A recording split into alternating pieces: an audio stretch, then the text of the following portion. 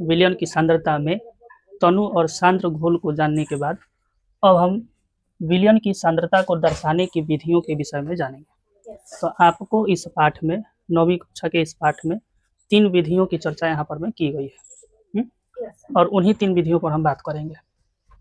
इसमें से पहला है कि द्रव्यमान विलयन के द्रव्यमान प्रतिशत, जिसको हम द्रव्यमान प्रतिशत भी कहते हैं, इसको W/W से भी सूचित करते हैं। ठीक है, अब ये द्रव्यमान प्रतिशत क्या है?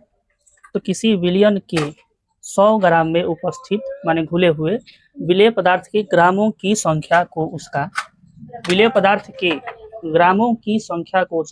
द्रव्यमान प्रतिशत, यानी हाँ, यह हमें बताता है कि यदि हम कुल 100 ग्राम घोल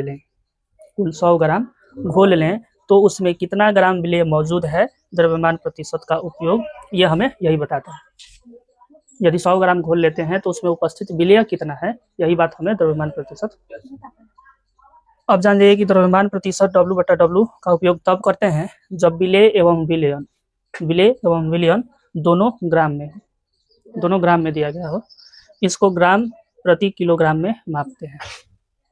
इसका सूत्र हो जाता है द्रव्यमान प्रतिशत यानी W/W प्रतिशत बराबर विलेय पदार्थ का द्रव्यमान और बटा विलयन का द्रव्यमान में हम गुना 100 से करते हैं तो द्रव्यमान प्रतिशत निकल जाता है। अब इस पर उदाहरण है कि किसी विलयन के 320 ग्राम आया, 320 ग्राम विलायक में 40 ग्राम साधारण नमक विलेय है, मिला हुआ है, घुला हुआ है, तो विलयन की सांद्रता बताएं। तो चूंकि यहाँ भी ग्राम में और यहाँ भी ग्राम में, इसलिए हम द्रव्यमान प्रतिशत का उपयोग करते हुए लिखेंगे। पहले थोड़ा सा सजा देते हैं कि विलेय बराबर इतना ग्राम, विलायक बराबर इतना ग्राम, इसलिए विलयन का द्रव्यमान, कुल विलयन का द्रव्यमान कितना हो जाएगा, तो आपका विलेय और विलायक को मिला देंगे तो 360 ग्राम हो जाएगा। अब विलयन का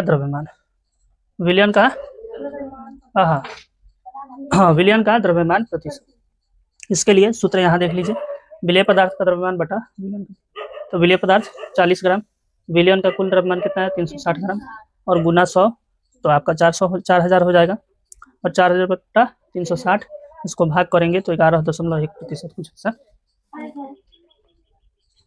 ठीक है, द्रव्यमान प्रतिशत के बाद दूसरा विधि जो है वो आपका द्रव्यमान आयतन प्रतिशत है, जिसको आप यहाँ W/V से भी लिख सकते हैं।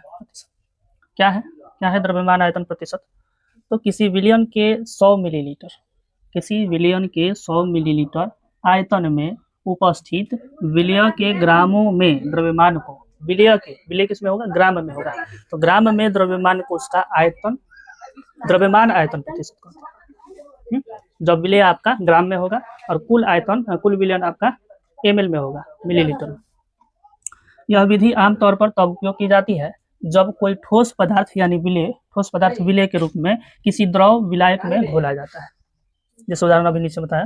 ध्यान रखें कि ऊपर यानी यहाँ जो होगा, ऊपर आपका क्या होगा, हाँ, ऊपर की इकाई ग्राम में होनी चाहिए और नीचे की इकाई ml यानी मिलीलीटर में होनी चाहिए, जो कि यहाँ है। उदाहरण में आपका ये साफ हो जाएगा। यदि आयतन लीटर में दिया गया है तो पहले उसको मिलीलीटर में बदल लेना चाहिए, और मिलीलीटर में बदलने के लिए आप जानते हैं 1 लीटर बराबर इतना मिलीलीटर, उससे जितना लीटर का आपको बदलना हो गुना कर देंगे। हाँ, इसमें द्रव्यमान ग्राम में और आयतन मिलीलीटर में लिया जाता है। यहाँ उदाहरण पर सब साफ हो जाएगा।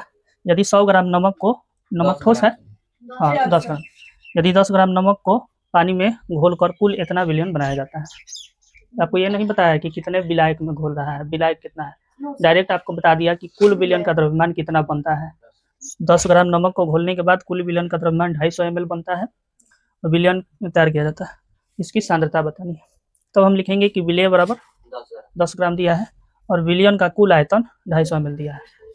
अगर विलेय और विलायक दिया रहता तो पहले कुल आयतन दोनों को जोड़ करके निकालते, लेकिन यहाँ टोटल दे दिया है। तो इस सूत्र से आप जानते हैं कि द्रव्यमान आयतन प्रतिशत बराबर विलेय का द्रव्यमान बटा विलयन का आयतन गुने 100। यहाँ लिखेंगे। अब विलेय पदार्थ का द्रव्यमान कितना है 10 ग्राम और विलयन का आयतन 250 ml गुना 100 से करेंगे तो ये आपका ऊपर गुना करेंगे तो 1000 और बटा 250 काट देंगे तो 4 बार में कटेगा, 4% आपका आंसर हो जाएगा। ध्यान रखने वाली बात है कि इस विधि का उपयोग हम तब करते हैं जब आपका विलेय ग्राम में दिया हो और विलायक ml में दिया हो, तब इस द्रव्यमान आयतन प्रतिशत का उपयोग हम करते हैं।